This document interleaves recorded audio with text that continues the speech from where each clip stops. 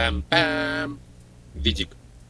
Прывітанне, паважаныя гледачы і слухачы Відзіка, за мікрафонам Віталя Ляхновіча. Гэта нумар 72, 72 нумар выпуск Відзіка, у якім мы будзем казаць зусім крышачку, як я вам і абяцаў, пра шыі, пра тое, што адбываецца ў свеце гэтых нейрасетак.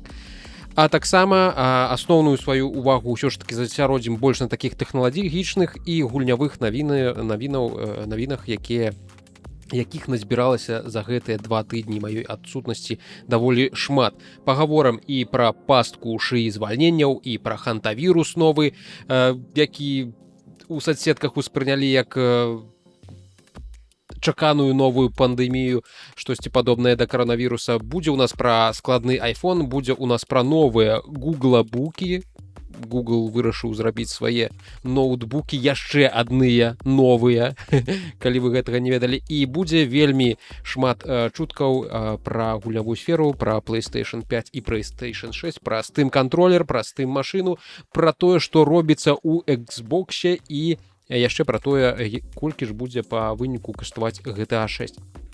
Усё гэта прямо зараз пачынаецца, і прымушаю вас, каб вы гэта абавязкова уважліва слухалі і маталі сабе куды там на вусы, калі яны у вас ёсць. Пачаць я хачу з пасткі шыі звальненняў.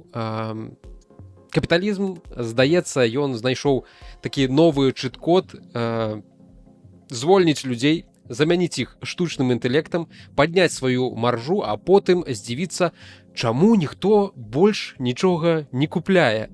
Гэта проста геніяльна, і як падпаліць сваю кватэру, каб пагрэцца, зэканоміць на ацяпленне, але у хуткім часе у цябе ад кватэры нічога агулам не застанецца. Сёння пагаворым пра вельмі цікавую навуковую працу і эканамічны аргумент, які заключаецца ў тым, што шыі можа стварыць сітуацыю, у якой кампаніі масава аўтаматызуюць свае працоўныя месцы, руйнуюць тым самым попыт у эканоміцы, разумеюць усё гэта, але рухаюць свет у бок эканамічнага крызісу і ўсвядомлена, рацыянальна бягуць у гэты абрыў, ведаючы, што гэта абрыў. Гаворка пра новую навуковую працу эканамістаў Брэта Гемінуэя Фолка, пэўна так ён па-беларуску будзе гучаць, і Джэры Цукаласа, называецца The AI Layoff Trap, пастка шыі звальненняў. І яе галоўная думка даволі простая, але ўсё ж такая ж непрыемная. Нават калі кампаніі разумеюць, што масавая аўтаматызацыя можа пашкодзіць усёй эканоміцы наўкол, кожнай асобнай кампаніі ўсё адное выгадна аўтаматызаваць свае працоўныя месцы першай. Чаму? Бо калі фірма замяняе работнікаў на шыі, яна адразу бачыць нейкую выгаду. Менш выдаткаў на заробкі, вышэйшая маржа з вашай дзейнасці, прыгожыя графікі ў прэзентацыях, фінансавы дырэктар будзе проста шчаслівы, акцыянеры будуць пляскаць у ладкі, і ўсё выглядае як перамога. Але ёсць такая маленькая невялічкая дэталь, такая зусім дробязь, якую ўсе наўкол заўважаюць, пра якую ўсе ведаюць, але на якую выбіраюць заплюшчыць вочы. Работнік — гэта не толькі радок у выдатках, гэта не проста нейкая аптымізаваная адзінка, ён яшчэ і пакупнік.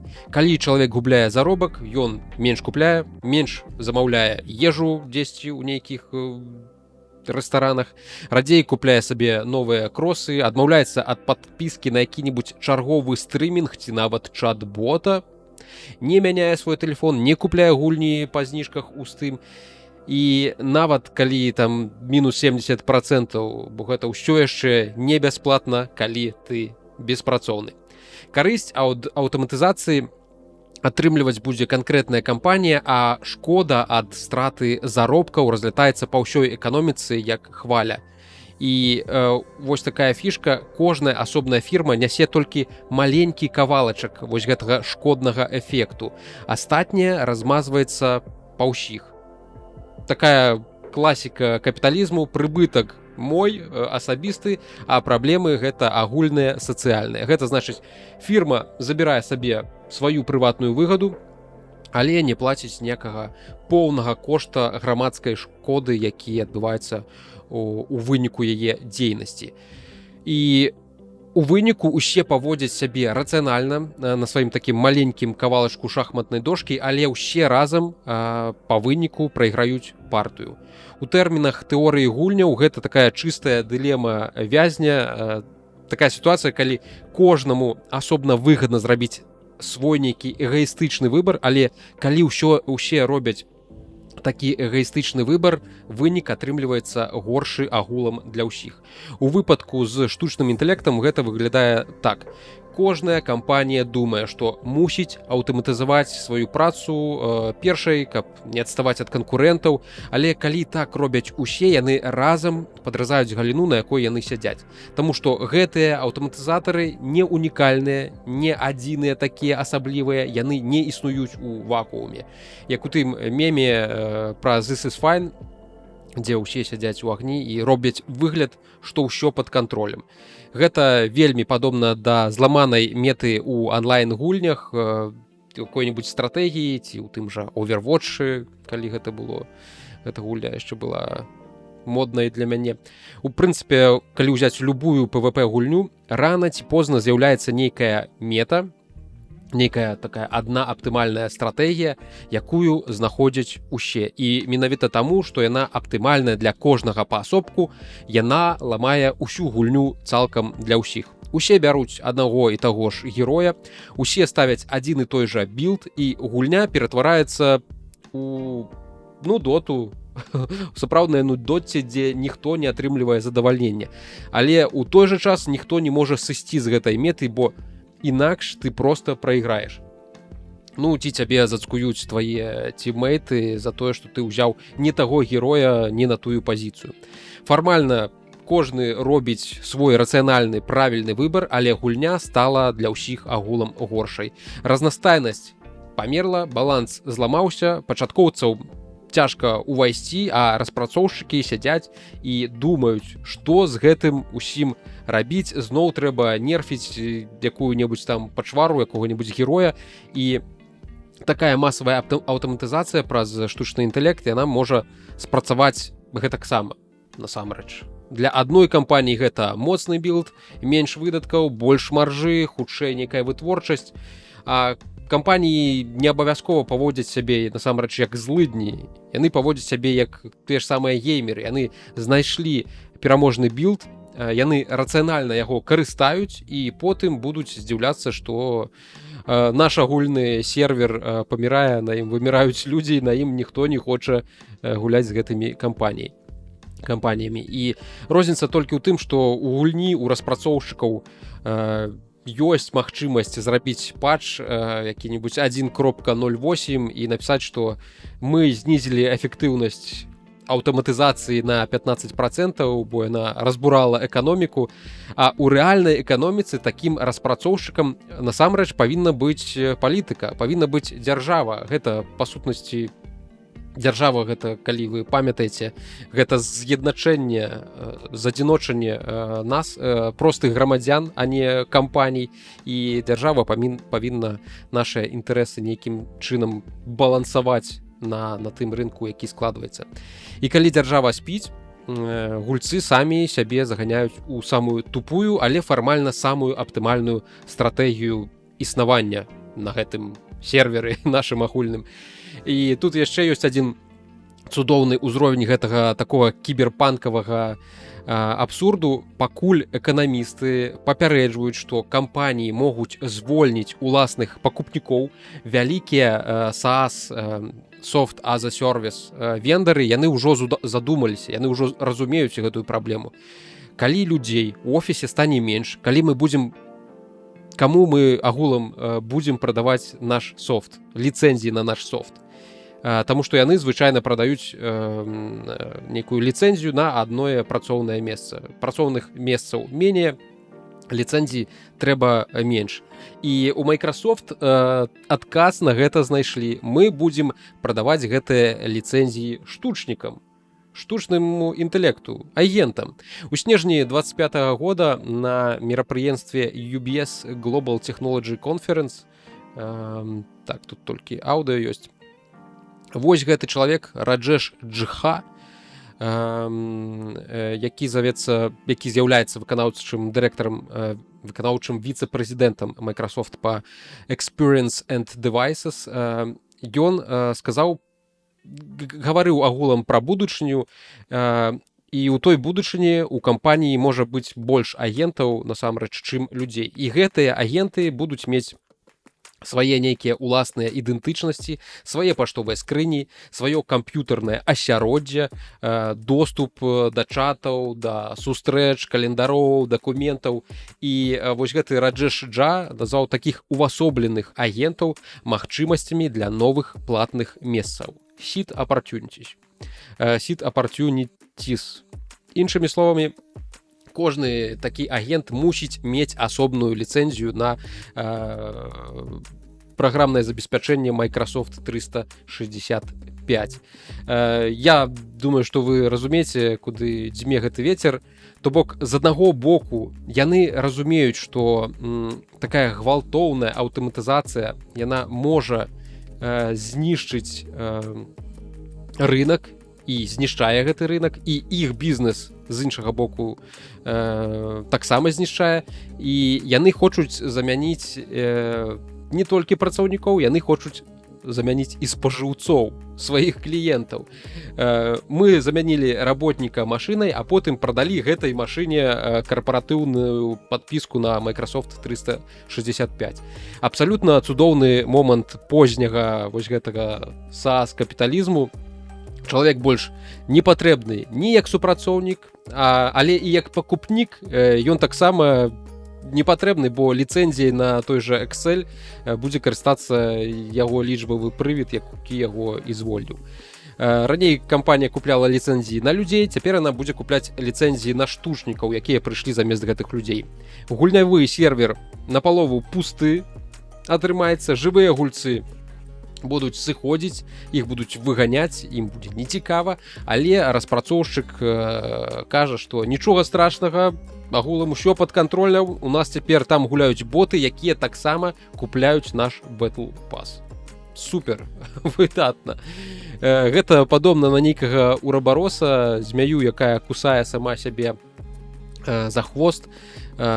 Кампаніі ствараюць шыі, каб замяніць работнікаў, работнікі гэта спажыўцы, спажыўцы гэта даход кампаній, кампаніі трацяць даход і ствараюць яшчэ больш шыі, каб замяніць спажыўцоў. Кола такім чынам замыкаецца, і такі тэхналагічны урабарос радусна жуе ўласны хвост і думае, што смачна. У прынцыпе, смачна. Самае нечаканае для мяне агулам у гэтай навуковай працы, аўтары кажуць, што канкурэнцыя можа якраз такі на рынку, яна можа не вырашаць праблему, а якраз такі пагаршаць яе. Звычайна нам кажуць, што больш канкурэнцыі гэта лепш для рынку, але тут, на думку гэтых эканамістаў, усё крыху хітрэй. Калі кампанія адна, вялікая, манапаліст, яна хаця б часткова адчуе большую шкоду, якую яна сама стварае. Калі людзі сталі бяднейшыя, яны менш купляюць і менш купляюць, больш купляюць менш у гэтай кампаніі, таму што яна такая вялікая. І таму у шчыльным канкурэнтным рынку кожная кампанія думае, я зараз зэканомлю на заробках, а страта попыту размыецца па ўсіх астатніх кампаніях.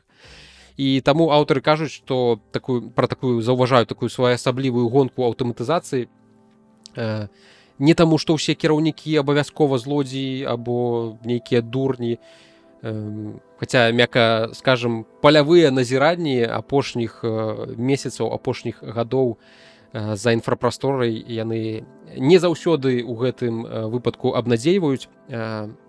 Карацей, праблема глыбейшая. Праблема ў стымулах. Рынак у гэтай сітуацыі не мае нейкага убудаванага тормаза, і гэта палітычна вельмі нязручная выснова для правых, якія вераць, што рынак сам усё паправіць. Гэта кепская навіна. Тут рынак якраз можа сам сябе завесці у у гэты абрыў. Для цэнтрыстаў, якія любяць слова рост як нейкі заклён, таксама выглядае ўсё няёмка, бо звычайны рэцэпт, давайте больш дадамо канкурэнцыю, тут можа зрабіць сітуацыю яшчэ больш небяспечнай. І для левых таксама гэта не ўсё выглядае так проста, недастаткова потым усім раздаць нейкую дапамогу, неяк перавучыць людзей і сказаць: вось табе, Віталька, курс па промпт-інжынірынгу, трымайся там, давай, пока. Аўтары гэтай навуковай працы правяраюць розныя магчымыя лекі, тэстуюць розныя рашэнні, як зніжэнне заробкаў, яно не вырашае праблему. Вольны ўваход новых кампаній на рынок таксама, як мы ўжо зразумелі, не спрыяе вырашэнню праблемы. Перанавучанне звужае гэтую праблему, але не здымае рызыку цалкам для ўсёй эканомікі. Падаткі на капітал таксама адкідваюць як неэфектыўны інструмент. Даць долю работнікам ва ўласнасці кампаній — гэта насамрэч карысная ідэя, але яна не закрывае дзірку агулам. Нават такія класічныя дамоўленасці паміж удзельнікамі рынку не даюць нейкага надзейнага выйсця. Безумоўны базавы даход — гэта такі улюбёны адказ інтэрнэту на ўсё. Просто давайте будзем даваць людзям грошы просто так. У мадэлі аўтараў Universal Basic Income, дзесьці тут было пра Юбі. Вось. Ён таксама не вырашае праблему, ён дадае сталую суму грошай усім, і тым, хто працуе, і тым, каго звольнілі, і гэта падымае агульны ўзровень попыту у эканоміцы. Гэта файна, але гэтая сталая сума, яна ніяк не мяняе матэматыку рашэння кожнай асобнай фірмы. Кампанія як эканоміла X долараў на кожным звальненні, так і будзе эканоміць далей. Шкода для агульнага попыту ад звальнення, яна застанецца такой жа.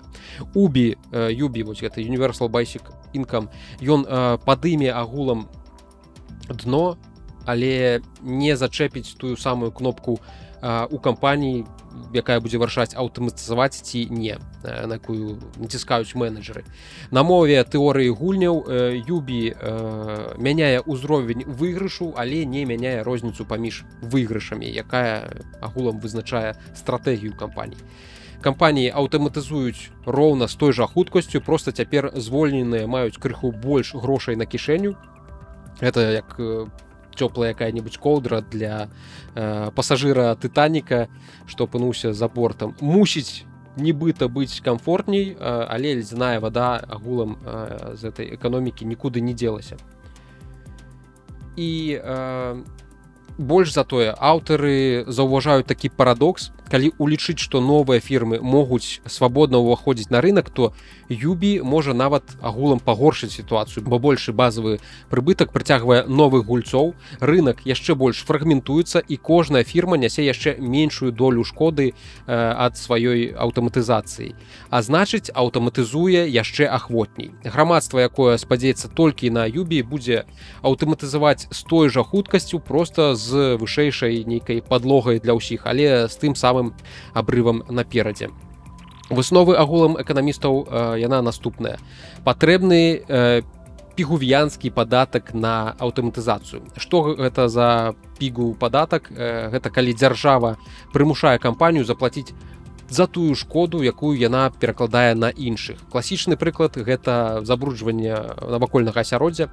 Калі фабрыка скідвае бруд у раку, яна эканоміць грошы, але шкоду атрымлівае грамадства. Значыць, дзяржава кажа: добра, хочаш забруджваць, ты мусіш за гэта заплаціць. У выпадку з штучным інтэлектам логіка павінна быць падобная. Калі кампанія аўтаматызуе працоўнае месца, яна атрымлівае эканомію, але адначасова зніжае даходы людзей і агульны попыт у гэтай эканоміцы. Яна павінна заплаціць за частку гэтай шкоды. Не каб забараніць агулам гэтую тэхналогію, не каб спыніць прагрэс. На жаль, яго ўжо не спыніш, ён мне не вельмі падабаецца, але як ёсць.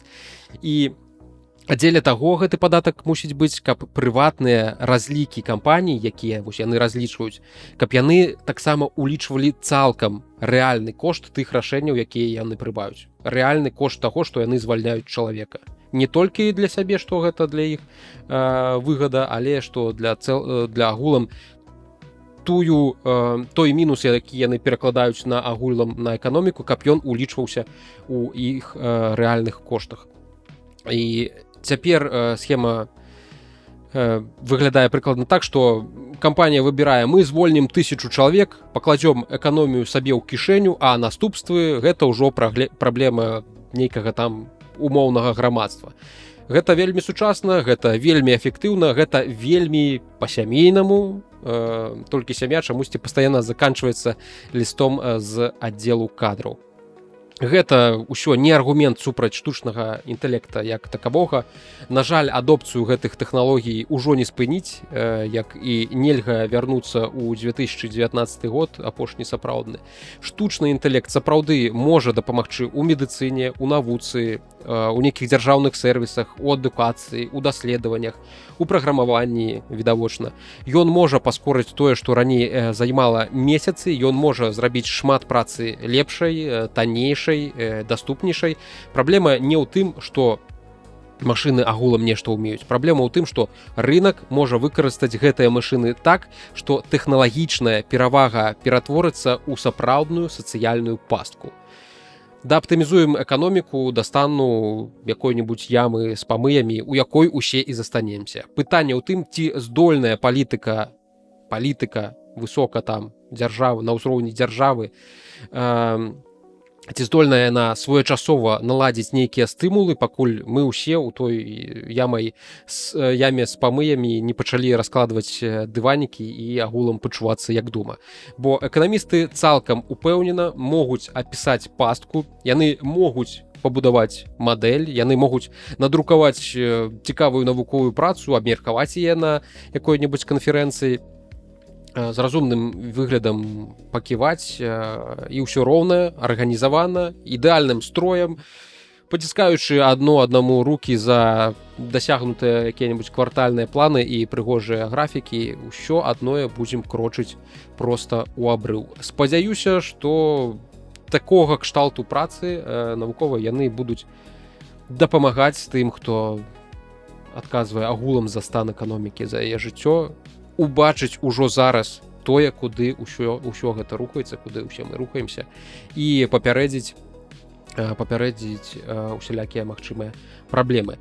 Дарэчы, пра стымулы і пра тое, хто каму плаціць, не хачу выглядаць агулам жабраком, але мушу трохі расказаць пра эканоміку данатаў, якія я атрымліваю і колькі з іх даходзіць менавіта да мяне. Калі вы хочаце мяне падтрымаць, ёсць Patreon.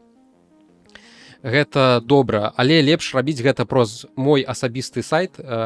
Вось ён прыкладна тут знаходзіцца. Дарэчы, я вам пакажу, я не памятаю, ці паказваю хоць калі-небудзь гэты асабісты сайт. Чаму пра сайт? Бо Patreon так ці інакш забірае агулам 15% камісій з кожнага плацяжу. Дарэчы, якой-небудзь, давайте, артыкул, магчыма, адкрыем. 15% камісіі, сюды ўваходзяць іх стандартны тарыф, плюс ідуць працэнты за апрацоўку плацяжу, плюс яшчэ розныя нейкія працэнты за апрацоўку плацяжоў у розных валютах. Потым да майго рабаўніцтва, не да майго, да рабаўніцтва мяне далучаецца PayPal таго самага Пітера Тіля, які добра вядомы пастаянным слухачам Відзіка, і праз PayPal можна толькі вывесці, добра, не толькі праз PayPal. Праз PayPal агулам Patreon апрацоўвае выплаты стваральнікам. PayPal спачатку бярэ не менш 1% за вывад данатаў з Patreon, а потым яшчэ ўжывае свой рабаўніцкі, мякка кажучы, курс абмену, калі я выводжу грошы на банкаўскую карту менавіта.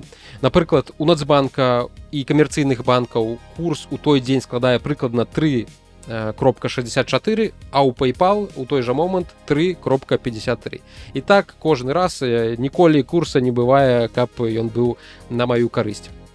Альтэрнатыва PayPal, канешне ж, там ёсць, яна толькі адна на Патрэоне, але яна такая, як у Саус-парку, вось гэтых серыях, калі ты выбіраеш паміж гіганцкай клізмай і сэндвічам з дзярмом. І там цябе абрабуюць, іншага варыянта Patreon проста не прапануе. У выпадку з маім сайтам які пабудаваны на спецыялізаванай блогерскай платформе Ghost, данаты да мяне трапляюць праз платнічую сістэму Stripe. Ёй карыстаюцца, для прыкладу, OpenAI і Anthropic. Гэта для апрацоўкі якраз такі падпісак на сваіх чат-ботаў. І таксама шмат іншых якіх інтэрнэт-сервісаў. Калі вы праводзіце нейкую аплату ў інтэрнэце, то можаце на гэта звярнуць увагу. Хутчэй за ўсё, з высокай верагоднасцю там будзе менавіта сістэма Stripe. Бо таму што яна проста больш справядлівая, больш гнуткая ў адносінах да тых, каму гэтыя грошы агулам належаць. Гаворка якраз такі пра мяне. Таму гэтай сістэме можна давяраць. Гэта не я нешта навайпкодзіў за вечар. Вашыя грошы не скраду. Доступу да вашых картак я не маю. Скасуецца падпіска таксама праз мой сайт. Хостынг яго я аплаціў на паўгады наперад. Ёсць аўтааплата хостынга пры вычарпанні сродкаў, таму сайт нікуды не знікне проста раптам. А калі нават сервер з ім фізічна згарыць, я магу скасоўваць падпіскі праз адмінку Stripe. А калі нават са мной раптам нешта здарыцца, то доступ да адмінкі ёсць не толькі ў мяне, ёсць яшчэ ў праверанага чалавека, ён, калі што, пацягне рубільнік. Вось, камісія ў Stripe для мяне значна ніжэйшая. Там агулам эфектыўна выходзіць ад 7% на данаце ў $5 да 3% на данаце ў $20 і больш ніякіх пасярэдніцкіх надбавак, ніякіх схематозаў. Выводзіць магу адразу на валютны рахунак, то бок няма нейкіх курсаў непрадбачаных, застаецца мне толькі заплаціць падатак.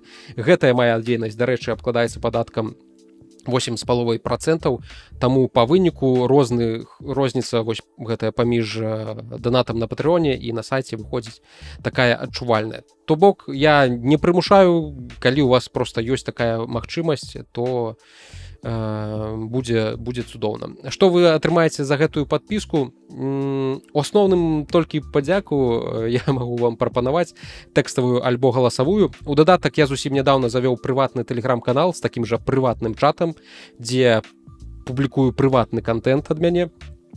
У сэнсе не нямецкага прывата, а такога беларускага.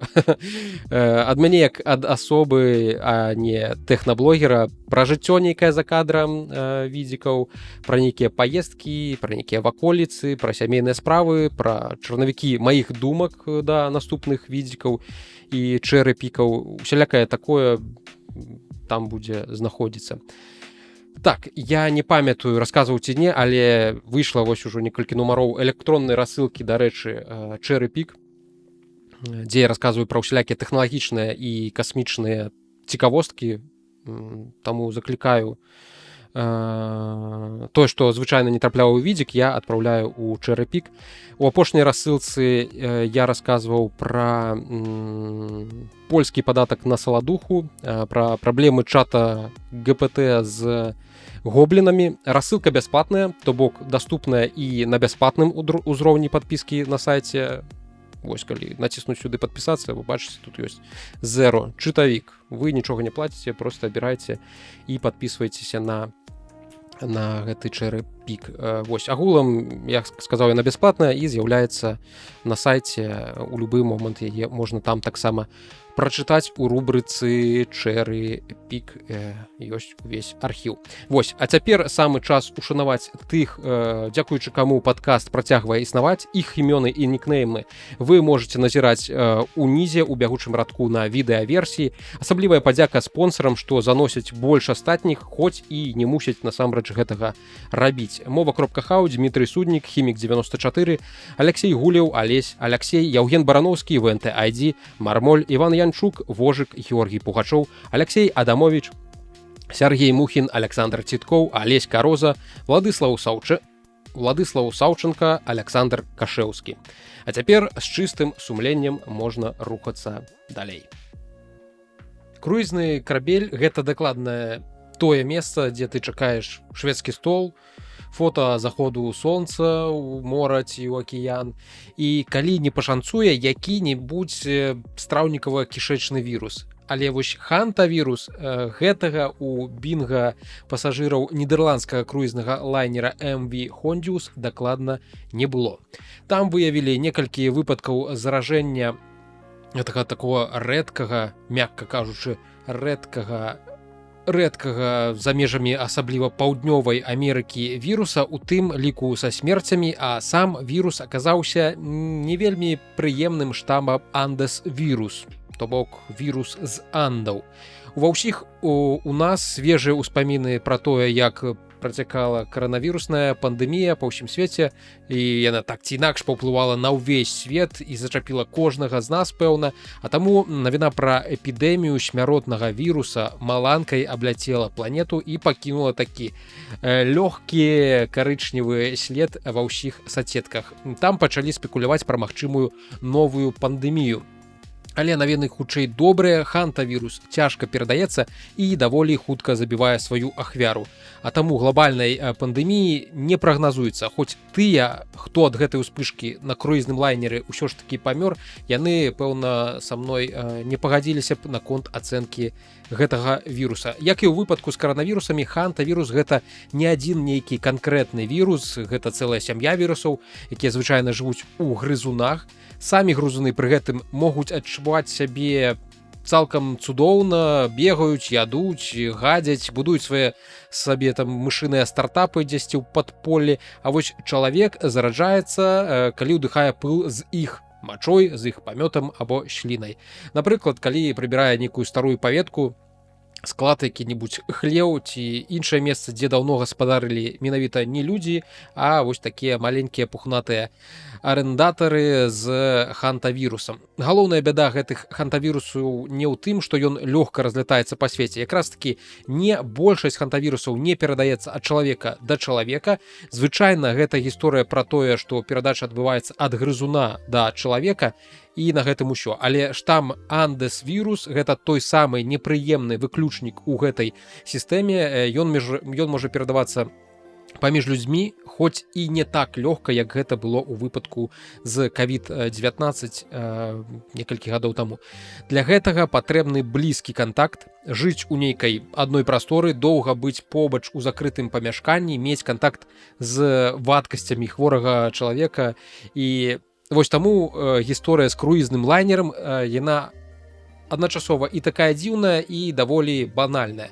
Круізныя караблі звычайна асацыююцца з кішэчнымі інфекцыямі, норавірус, какая-нибудь кішэчная палачка, вось гэта ўся флотская романтыка, калі адзін шведскі ствол можа ператварыцца ў вялікі шведскі туалет. Але хантавірус на круізным караблі гэта настолькі рэдкі выпадак, што даследчыкі фактычна заяўляюць, такога сцэнара яны раней амаль не маглі прадказаць.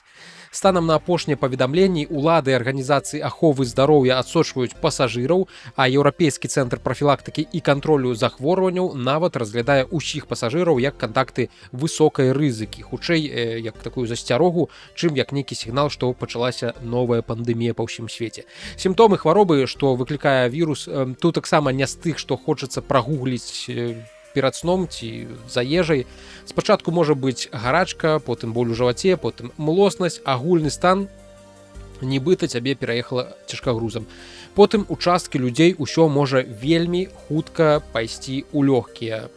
Пнеўманія, назапашванне вадкасці, праблемы з дыханнем і ў цяжкіх выпадках сардэчна-сасудзісты калапс. Група хантавірусаў, да якой належыць вось гэты андавірус, якраз вядомая тым, што можа выклікаць хантавірусны лёгачны сіндром. Рэдкую, але вельмі небяспечную хваробу.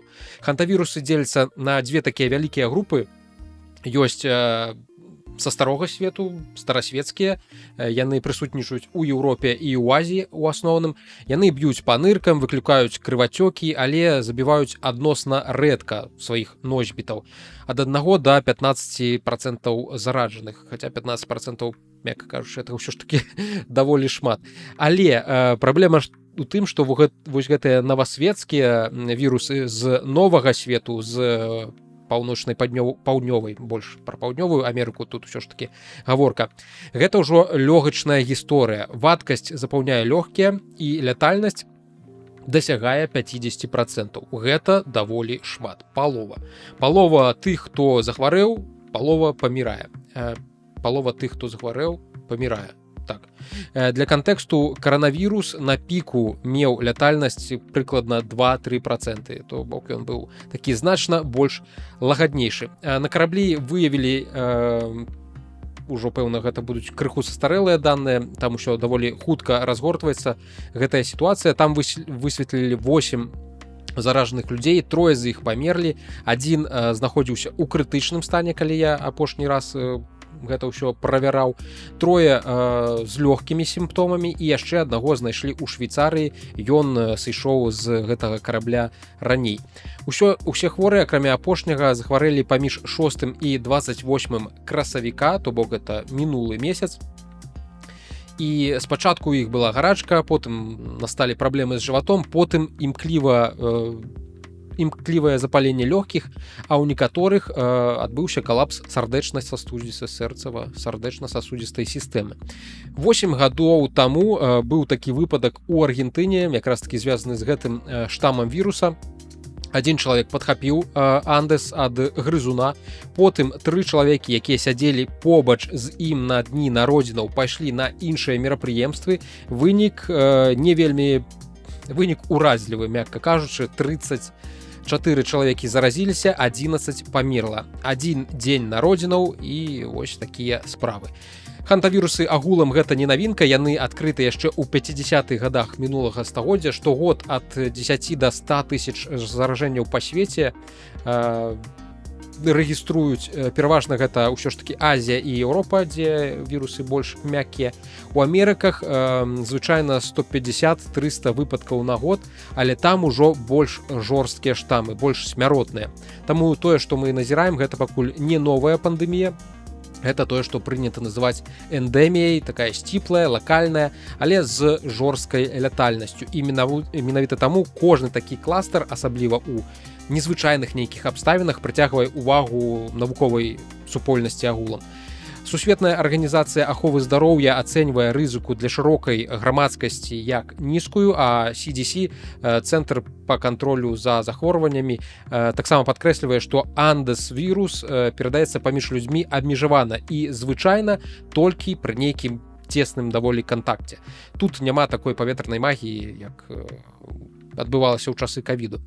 Цікава і тое, што інкубацыйны перыяд можа быць даволі доўгі, прыкладна ад 1 до 8 нават тыдняў. Гэта значыць, чалавек мог заразіцца яшчэ ў Паўднёвай Амерыцы, самы першы носьбіт, нулявы пацыент, а сімптомы атрымаць ужо, калі знаходзіўся далёка ў моры. Для эпідэміолагаў гэта будзе сапраўдны квест.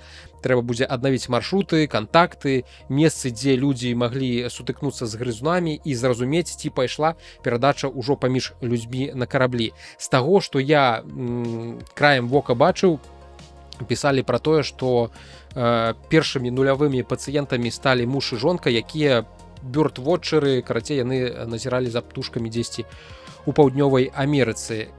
Сувязь такая вось паміж дзікай прыродай, такім турызмам глобальнымі маршрутамі і здароўем людзей, яна, як дэманструюць апошняе дзесяцігоддзе, нават менш, стала такой па-сапраўднаму вельмі шчыльнай. Мы можам за некалькі тыдняў праехаць паўкантынента, сесці на карабель, пераляцець у іншую агулам краіну і разам з магніцікамі прывязем нешта, што ні ў якім дзюціку ніколі не знойдзеш. Я сумняюся, што хантавірусы дзесьці прадаюць. Вось такая хвілінка галоўнай такой значнай тэмы, якую я заўважыў у сацыяльных сетках на мінулым тыдні, а зараз давайте перайдзем да больш тэхналагічнага кантэнту, і ён тычыцца макапа складнога айфона. Apple ніколі не рабіла складных тэлефонаў, Samsung рабіла, Google рабіў, Huawei рабіў, Lau рабіў, агулам нават першым Huawei зрабіў. І Apple глядзела на ўсё гэта і маўчала. 8 гадоў маўчала, і вось нарэшце мы маем макет таго, што Apple урэшце рэшт вырашыла зрабіць і хутчэй за ўсё прадставіць ужо гэтай восенню. І умоўно кажучы, гэта крыху не тое, што шмат хто чакаў па форм-фактары, што гэта будзе агулам. Сёння паговорым пра вось гэты першы хэндзон з макетам iPhone Ultra Fold. Менавіта так нібыта будзе называцца гэты дэвайс. Складны iPhone, які Apple, верагодна, як я ўжо сказаў, прадставіць у верасні ўжо, побач з iPhone 18 Pro і Pro Max. Лу, вось гэты аглядальнік з Unbox Therapy, атрымаў з Китая макет, мокап такі умоўны айфона у нейкай ананімнай скрыначцы, і першае, што кідаецца ў вочы, што гэты мокап даволі дзіўны. Ну, зразумела, гэта не сапраўдны тэлефон, гэта толькі мокап, па якім там усялякія чахлы, пэўна, будуць рабіць.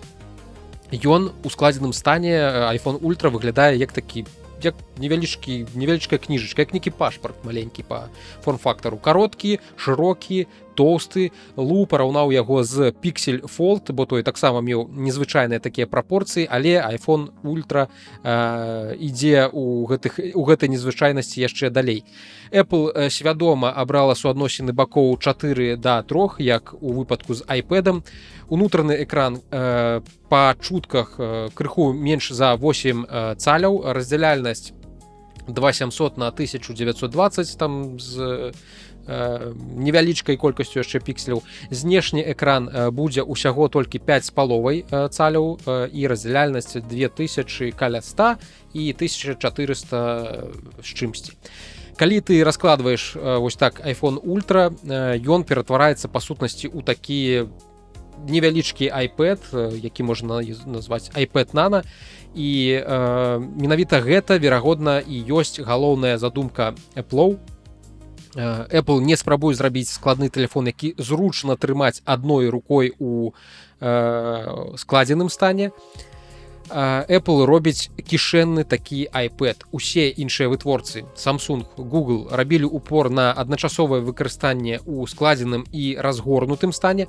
Apple кажа, што разгорнуты стан ён нібыта галоўны, а складзены вось у такім невялічкім памеры ён такі рэжым умоўна транспартавання, толькі штосьці крыху паглядзець.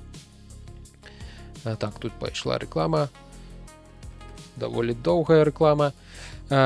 У гэтым усім ёсць нейкі практычны сэнс, бо iPhone Ultra кароткі, як тут адзначаў гэты аглядальнік, праз гэта яго цэнтр цяжару знаходзіцца крыху ніжэй, і ён не перакульваецца наперад, калі ты трымаеш яго ось такім разгорнутым дзесьці там за низ корпуса, за низ экрана. Высокія складныя тэлефоны ад Samsung нібыта па меркаванню ўсё ж таго аглядальніка заўсёды мелі такую праблему, яны цяжкія зверху, з-за таго, што там яшчэ ёсць дадаткова камера, модуль камеры, ён дадае цяжару там у вышыні, і праз гэта іх нязручна трымаць у далоні. Apple абышла гэта, зрабіўшы прыладу такой карацейшай, але плата за гэта тое, што ў складзеным стане, па словах гэтага аглядальніка, я сам не мацаў, ім нібыта не хочацца карыстацца. Насамрэч, меркаванне, як я лічу, спрэчнае, таму што мілочнікаў кампактных смартфонаў не бракуе, і я ўпэўнены, што не ўсё там будзе так кепска, як апісвае гэты дзядзечка, гледзячы ўсяго толькі на сам макап тэлефона. Цяпер пра камеры, і тут пачынаецца даволі цікавае, таму што камерны выступ на гэтым макеце ён сапраўды манструозны. Па замерам аглядальніка 11 мм без выступу корпус складае па памерах, і з выступам ажно 16,5 мм. Розніца амаль у 1,5 разы.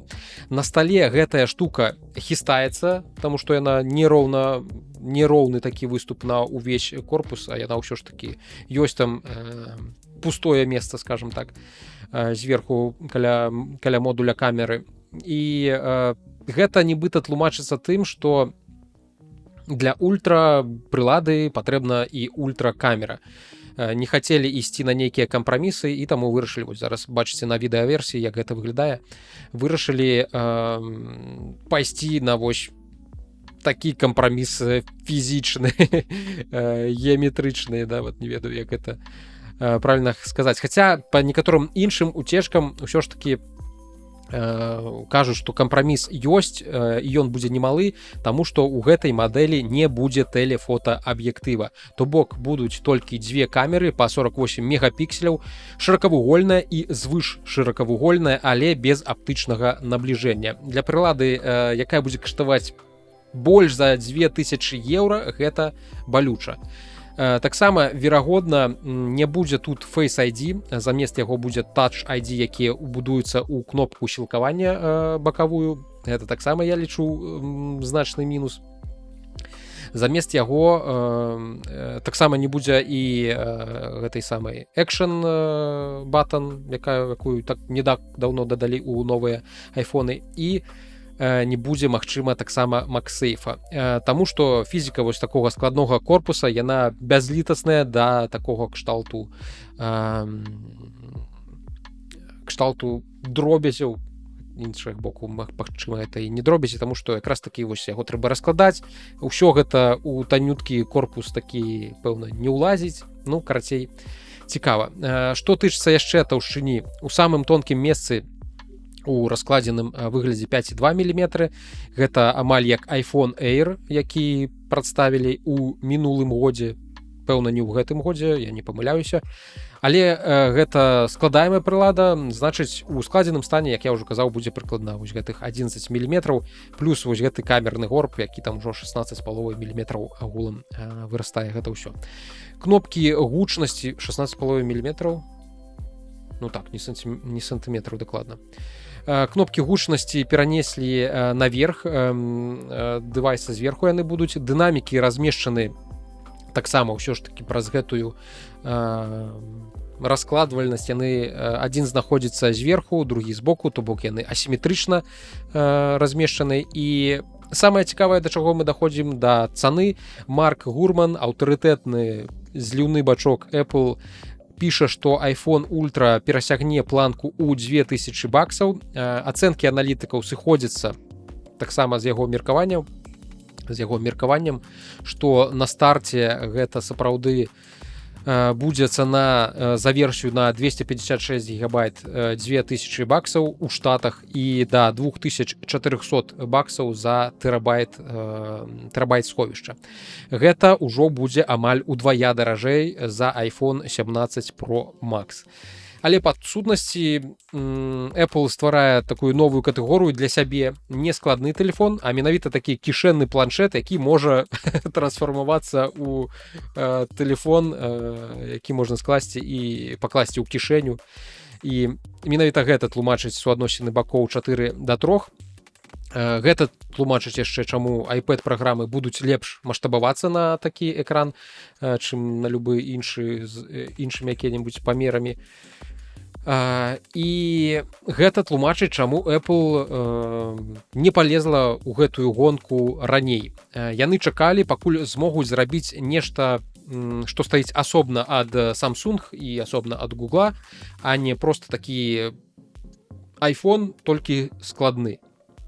Ці спрацуе гэта, чэсна, я не ведаю, хто гатовы плаціць 2000 за прыладу без тэлефотакамеры, без Face ID, з дзіўным крыху складзеным выглядам. Энтузіасты, пэўна, якія не лічаць грошы, яны на гэта пагодзяцца. Масавы рынок, зразумела ж, пад вялікім пытаннем, гэта будзе далёка не масавая прылада. Я скажу шчыра за сябе, мне гэты форм-фактор падабаецца, і нават такі фармат 4:3 мне падабаецца. Для чалавека, які робіць контент, чытае артыкулы, рэдагуе сцэнары, запісвае нейкія свае ідэі і думкі, гэта такая амаль ідэальная прылада. Раскрыў, папрацаваў, пайшоў, пазваніў, калі трэба, хаця каго я падмаем, мы ўжо даўно нікому не тэлефануем. Мне агулам гэта падабаецца, мне гэта блізка. Але $2000, калі пераводзіць у больш такую зразумелую, блізкую да нас геаграфічна валюту, 1850 еўра, і гэта яшчэ аптымістычны прагноз, бо ў Еўропе Apple заўсёды дакідвае зверху. Не толькі падатак, а просто яшчэ штосьці дакідвае. Рэальна я б чакаў дзесьці ад 2200 еўра за базавую версію толькі. За гэтыя грошы можна купіць ужо iPhone, пэўна будзе можна, iPhone 18 Pro і iPad mini. два асобныя дэвайсы, абодва з аб'ектывамі, з Face ID, і яшчэ застанецца на якія-небудзь вострыя крылышкі з KFC. Сёння серада, добра, на наступным тыдні дакупім. І агулам iPhone Ultra гэта прылада, якая аб'ядноўвае дзве рэчы ў адну, але робіць кожную з іх, здаецца, што крыху горш, чым асобны спецыялізаваны прадукт. Класічная гісторыя вось такога кампрамісу. І для масавага рынку я не ўпэўнены, што гэта пралезе. Людзі ўсё ж такі лічаць грошы, а улічваючы, як па ўсім свеце са звычайных рабацях у гэтай эканоміцы выціскаюць апошнія, вялікіх продажаў дакладна не будзе. Apple, дарэчы, напэўна, гэта разумее, і менавіта таму гэта будзе называцца iPhone Ultra, а не проста які-небудзь iPhone Fold. Ultra — гэта сігнал, што гэта не для ўсіх, гэта не для цябе, Віталік, гэта для тых, хто можа сабе дазволіць iPhone, Apple Watch Ultra і iPhone Ultra. Карцей, усё у каго на ультрах. Я сабе магу дазволіць, пэўна, на ультрах толькі, нават у Кіберпанк не змагу пагуляць, але вось ужо у Kingdom Come Deliverance на ультрах ультра я сабе там дакладна магу дазволіць. Карацей, верасень 2026 года зусім хутка, застаецца крыху за 3,5 месяцы. Таму чакаем, што з гэтым усім будзе далей, пажывём, пабачым. Але гэта, зразумела ж, не ўсё з тэхналагічных прэзентацый, якія адбыліся на мінулых 2 тыдняў. Гэта не прэзентацыя, гэта быў мокап. Карацей, Google вырашыла забіць Chromebook. 13 гадоў гэтая кампанія нам казала, што... Так, зараз я уключу на відэаверсіі. Вось гэта. Казала нам, што браузер — гэта ўсё, што вам толькі трэба. Мінімалістычная сістэма, якая ганяе Chrome і нічога больш. Гэта быў іх маніфест такі, і вось цяпер яны выходзяць на сцэну сваёй там канферэнцыі Google I.O., здаецца, там гэта ўсё паказвалі, і кажуць, што ведаеце што, мы памыліліся. Браузера ўсё ж такі мала, вам яшчэ патрэбен штучны інтэлект, убудаваны ў курсор вашай мышкі. Google анансавала абсалютна новую катэгорыю ноутбукаў. Гэта Googlebooky, не Chromebooky, не Chromebook Plus які-небудзь, не Chromebook Ultra Max Pro, нават не Pixelbook, былі і такія ноутбукі ў кампаніі. Googlebook. І гэта не толькі такі рэбрэндынг, гэта поўная замена іх платформы. Googlebook працуе на тэхналагічным стэку Android. Гэта, па сутнасці, аперацыйная сістэма, якую ўнутры кампаніі называюць Aluminium OS. Зараз вы бачыце, як яна усталёўваецца. Гэта, карацей, зліў на вашых экранах 16 хвілін зліву таго, як выглядае гэта Aluminium OS ужывую. Гэта неафіцыйнае відэа. Спадзяюся, што мяне за яго не забаняць і не кінуць страйк гэтаму відэароліку, гэтаму выпуску відзіка. Карацей, вось. Калі раптам знікне гэта відэа, то я вас папярэдзіў. Вось. Aluminium OS. Апошнія гады насамрэч хадзілі чуткі, што Google вырашыла аб'яднаць Chrome OS і Android у адзін некі агульны прадукт. І вось, здаецца, гэтыя часы нарэшце надышлі. Сістэма, заснаваная на Android 17, падтрымлівае ўсе Android-праграмы, а для веб-сёрфінгу па-ранейшаму зразумела ж, што яшчэ выкарыстоўваецца Chrome. Цікава, ці можна будзе паставіць нейкі іншы браузер і зменшыць тую колькасць сачэння, якая будзе на гэтых дэвайсах з боку Гугла за вами, за усім тым, што вы робіце. Тут гэта такі дэвайс Chrome OS, Android, 2 ў адным, як сапраўдны швейцарскі сцізорык. У швейцарскіх сцізорыкаў, здаецца, больш усё ж такі усяго ёсць. Замест, карацей, гэта не сцізорык, гэта штука, у якой будзе Gemini AI. Ёсць такая там фішка пад назвай, як доўга ён, слухай, на відэаверсіі гэтая аперацыйная сістэма вельмі доўга з юзерам працуе. Там ёсць такая фішка пад назвай, так, я зараз гэта значна паспрабую павялічыць, каб вам усё добра было бачна на відэаверсіі. Так, ну крыху больш-менш лепш. Оп, ось так, не ведаю. Такую фішку, якую там прадэманстравалі, гэта Magic Pointer. Ты трасеш курсорам мышкі, наводзіш на нешта на экране, і Gemini тут жа падкідвае кантэкстныя нейкія прапановы. Навёў на дату у атрыманым табой лісце, яна прапануе, гэтая мышка прапануе табе стварыць сустрэчу. Навёў на фота канапы і фота пакоя, яна прапануе паглядзець, як яны будуць выглядаць разам вось гэты твой канапка, твой дыванік. Яшчэ адна фішка, гэта беспрэцэдэнтная, як кажуць, інтэграцыя з Android тэлефонам. Гэта не яна. Што ад мяне ты хочаш? Я не хачу ніякае сюрвея праходзіць, я хачу проста прадэманстраваць, як гэта ўсё выглядае. Матка боска. Як я ўжо сказаў, там абяцаецца беспрэцэдэнтная інтэграцыя з Android, з вашым Android-тэлефонам. Можна будзе адкрываць праграмы з тэлефона прама на ноутбуку, не спампоўваючы іх на свой ноутбук. Просто там адкрываеш, і яны з'яўляюцца ў цябе на экране. Файлы з тэлефона таксама будуць даступныя праз файлавы менеджер вось гэтага ноутбука. Нічога не трэба будзе дадаткова перакідваць. Google кажа, it just works, прамая цытата іхная, і яны, здаецца, нават не іранізуюць, хаця гэта класічная цытата Стыва Джобса. Ёсць яшчэ такая штуковіна пад назвай Create Your Widget, вось яна, якая дазволіць ствараць свае ўласныя виджеты для працоўнага стала Aluminium OS, вось гэтага Google Book.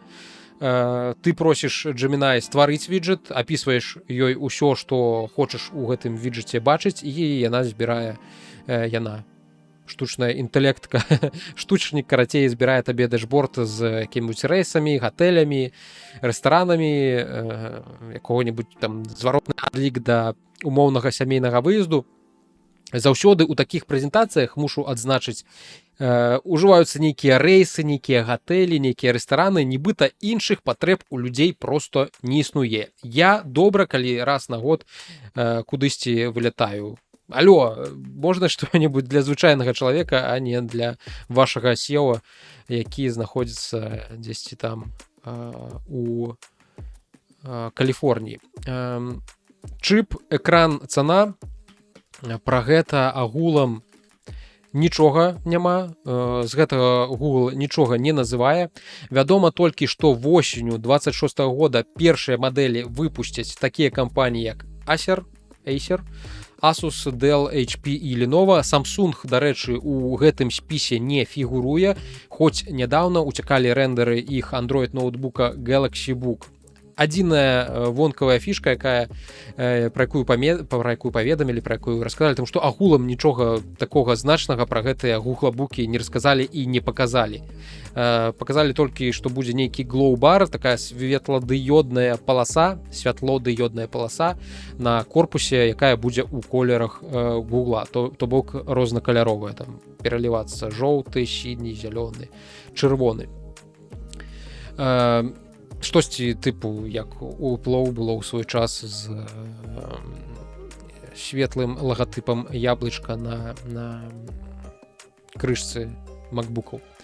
Вось, паводле заяў Google Focus будзе, што цікава, на прэміум сегмент, чыпы ад Intel, Qualcomm і Mediatek, якія яны будуць, нічога не зразумела. Карацей, гэта будзе штосьці дарагое, прэміум дызайн нам абяшаюць, прэміум hardware. І гэтая гісторыя ўжо наўрад ці будзе каштаваць $230, як каштавалі хромбукі, якія рабіліся непасрэдна для школаў, для студэнтаў і людзей, якім трэба выключна браузер і нічога больш. 60% сусветнага рынку хромбукаў якраз такі прыпадалі на установы адукацыі. Гэта рынок на 14, калі не памыляюся, дзесь у мяне тут былі лічбачкі цікавыя, на 14 мільярдаў долараў. І Google Book гэта ўжо прэміум прылада з AI на борце, і ўстае пытанне, хто агулам гэта будзе купляць, таму што тыя ж усялякія Божка, матка боска. Усялякія, ну што вы ад мяне хочаце? Не зайсці ні на адзін сайт, усюды нешта ўсплывае, нешта патрабуе. Таму што ў Штатах ўжо назіраецца такі тренд з боку настаўнікаў, з боку установаў, якія зараз забіраюць хромбукі ў вучняў, бо дзеці замест вучобы яны гуляюць у гульні і ў браўзерныя гульні, і зразумела ж буляць аднакласнікаў праз Gmail. У амерыканскіх штатах адзін за адным уводзяць розныя абмежаванні на экраны ў школах ад Канзаса да Масачусетса, і Google у гэты момант кажа: а давайте дадамо яшчэ AI у наш курсор. Зразумела, што гэта ўжо прылада дакладна не для рынка адукацыйнага. Google, вядома, запэўнівае, што хромбукі нікуды не дзенуцца, падтрымка працягнецца да канца іх жыццёвага цыклу, і некаторыя нават прылады можна будзе абнавіць да новай сістэмы, але я б такім упэўненым у гэтым усім не быў. Маркетынг Гугла, ён поўнасцю захоплены людзьмі, якія прадаюць штосьці акцыянерам, а не рэальным карыстальнікам. Яны маркетуюць, рэкламуюць прадукт для кліентаў, якіх яны хочуць мець, а не для тых кліентаў, якія рэальна існуюць. Без Apple у гэтай навіне, зразумела ж, не абысціся. У сакавіку кампанія выпусціла MacBook Neo за $600. Пра яго мы ўжо ў відзіку 1 ці 2 разы згадвалі, і той MacBook размялі так, што пастаўкі, даводзіцца чакаць новых паставак на працягу доўгіх тыдняў. Гэта найтаннейшы Mac у гісторыі, і людзі стаялі ў чарзе для таго, каб яго набыць. Google уваходзіць тым часам у той самы рынг, але без цаны, без нейкага канкрэтнага жалеза, нават без нейкай назвы аперацыйнай сістэмы, сапраўднай назвы. Гэта для мяне агулам дзівоцтва. Яны проста сказалі, пацвердзілі, што яна не называецца Aluminium OS, гэта толькі такая інжынерная умоўна назва, кодавая, неафіцыйны нейкі брэнд, і як яна называецца, скажем вам потым, калісьці потым. У нас тут ужо праз пару месяцаў пачнуцца пастаўкі гэтых гуглабукаў, а мы нават не ведаем, што на іх канкрэтна будзе устаноўлена, як гэтая штука завецца. Карацей, выглядае, нібыта Google выбегла на стадыён у адных труселях, гучна абвясціла, што зараз збіраецца прабегчы 100-метроўку хутчэй за Усейна Болта, і пабегла назад у раздзявальню. Ніякай канкрэтыкі у нас з вамі няма. Але калі агулам адкінуць нейкі скепсіс, тэхнічна ідэя сама па сабе яна не дурная. Chrome OS заўсёды у яе былі фундаментальныя праблемы, і галоўная праблема, што Android-праграмы там працавалі ў кантэйнерах. Яны не мелі ніякага нармальнага доступу да файлавай сістэмы, не маглі канкрэтна, неяк карэктна узаемадзейнічаць з вокнамі, і платформа мела такія дзве душы, якія жылі ў адным тулаве. Android-праграмы і сама Chrome OS. Цяпер, пасля таго, як зразумелі, што ніводная гэта не можа нармалёва працаваць, гэтая душа, увялі такі Aluminium OS, які мусіць знішчыць гэты падзел. Android-праграмы будуць працаваць натыўна, бо сам ноутбук працуе на Android, і зразумела, што, безумоўна, гэта лагічна, але ўся праблема ў тым, што мы зараз з вамі гаворым пра Google. Уся справа ў тым, што гэта Google. І ў тым, што яны зараз спрабуюць пабудаваць тое, што Apple будавала 20 гадоў. Айфоны, макі, айпэды, Apple Watch, AirPods — гэта не проста такі набор разрозненых нейкіх прыладаў, гэта экасістэма, якая працуе разам, бо Apple кантралюе кожны ўзровень: чып, сістэму, софт, сервісы, крамы, і робіць гэта кампанія, якая славіцца тым, што падтрымлівае свае прадукты гадамі. ітыруе, паліруе, даводзіць да нейкага бляску. MacBook Neo за $600 гэта кульмінацыя дзесяцігоддзя інвестыцый у Apple Silicon, дзе нават залішнія чыпы ад старых айфонаў бракованыя нейкія, яны таксама ідуць у справу. Apple гуляе ў доўгую, у іх ёсць стратэгія, яны яе прытрымліваюцца. Тым часам Google запускае прадукты як феерверкі, як кепска бачна вам пэўна. Яна запускае іх ярка, гучна і праз некалькі гадоў усё згасае. На сайце ёсць такі выдатны ресурс Killed by Google. Тут значыцца 305 розных забітых прадуктаў. 305 на хвіліночку. Усе, пэўна, хто маладзейшы ўжо не памятае, быў такі Google Plus садсетка. Быў у Google Reader, RSS Reader, які я доўгі час карыстаўся якім. Была Google Stadia, быў Google Podcasts, Jamboard, Google Domains. Спіс насамрэч бясконцы. Яны не паспелі данянчыць адно дзіця, а ўжо аб'яўляюць пра нейкае новае. І гэта агулам не выпадковасць, гэта сістэмная праблема культуры Google. Мне здаецца, што я ўжо аднойчы пра гэтую культуру Google ўжо расказваў. У Google менеджер запускае прадукт, атрымлівае за гэта нейкае падвышэнне, нейкія бонусы, потым пераходзіць на іншы праект, і ніхто не хоча заставацца і гадамі пілаваць тое, што ўжо запушчана, але працуе так-сяк. Бо ў Google прамоушн інжынеры, менеджеры хутчэй, атрымліваюць менавіта за стварэнне новага, а не за падтрыманне чагосьці існуючага. І вынік вось такі горад з сотняй прыгожых, але закінутых будынкаў, якія існавалі там некаторыя па 9 гадоў, некаторыя 6, некаторыя 4.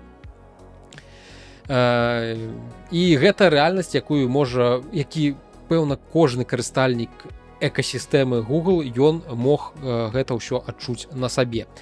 Apple можа сабе дазволіць анансаваць экасістэму, бо у іх ёсць трэк-рэкард 20-гадовай пасляпродажнай падтрымкі. У Google ёсць трэк-рэкард забіцця 300 прадуктаў.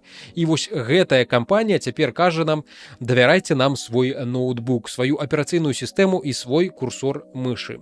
Не палічыце мяне за такога ненавісніка Google. Я шчыра хачу, каб Google Book атрымаўся, хаця я не ўпэўнены, што я б ім стаў карыстацца, таму што ты просто прадаеш сябе у рабства рэкламнай кампаніі, якая ўсе твае даныя будзе карыстаць для продажы нейкім чынам табе рэкламы, каб за табой сачыць. Канкурэнцыя агулам гэта добра. І калі Google зможа даць Android рэальны дэсктопны досвед, ад гэтага насамрэч выйграюць усе. Але для гэтага Google трэба змяніць не толькі тэхналогіі нейкія, ёй трэба змяніць сваю культуру, перастаць ганяцца за нейкім наступным блішчастым праектам і навучыцца гадаваць тое, што ўжо ў іх ёсць. Бо экасістэма гэта не прадукт, які можна запусціць і пра яго агулам забыць. Гэта жывы арганізм, які патрабуе штодзённай увагі. І пакуль Google не навучыцца гэтаму, Google Book рызыкуе стаць прадуктам нумар 306 вось у гэтым якім доўгім спісе на сайце Killed by Google. І вось на гэтым я б хацеў закончыць. Дзе гэты Google Reader? Давайте паглядзім, колькі ён пражыў. 8 гадоў. Цудоўная была чыталка. Не ведаю, навошта яе забілі.